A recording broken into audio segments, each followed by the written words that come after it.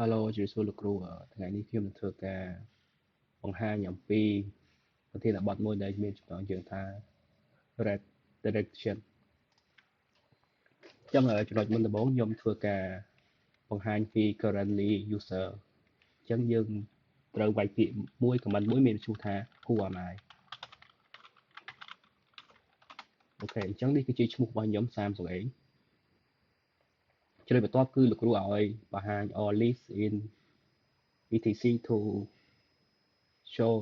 su5.text អញ្ចឹងត្រង់ចំណុចហ្នឹងគឺយើងធ្វើការបង្កើតវាអញ្ចឹងយើងត្រូវវាយ comment មួយ ls/etc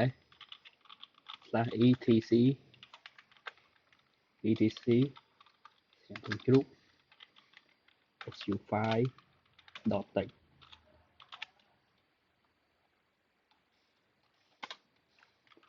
អញ្ចឹងតបមកនៅពេលដែលយើងបង្កើតរួចហើយយើងធ្វើការបង្ហាញ file show cat su5.txt អញ្ចឹងនេះគឺជាការ resource ដែលធ្វើការបង្ហាញដែលខ្ញុំធ្វើការបង្កើតមិញហ្នឹងចំណុចទី2គឺជាការ add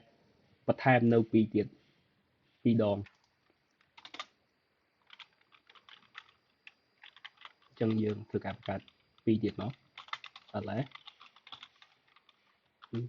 tc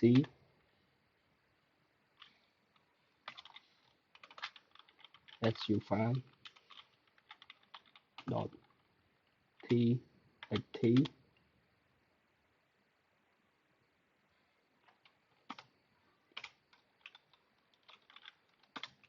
អញ្ចឹងខ្ញុំធ្វើការបង្កើតរួចរាល់2ដងទៀតហើយអញ្ចឹងខ្ញុំធ្វើការបង្ហាញ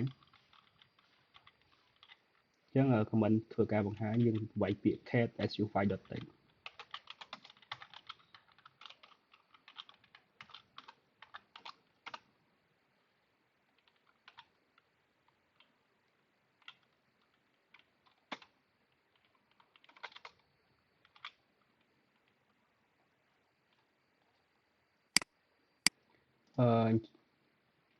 អញ្ចឹងយើងធ្វើការបង្ហាញរួចរាល់ហើយ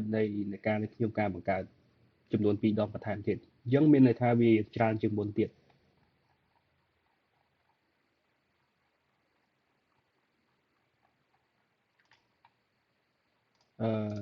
ដូច្នេះ topic នេះគឺសូមបញ្ចប់ត្រឹមនេះលោកគ្រូ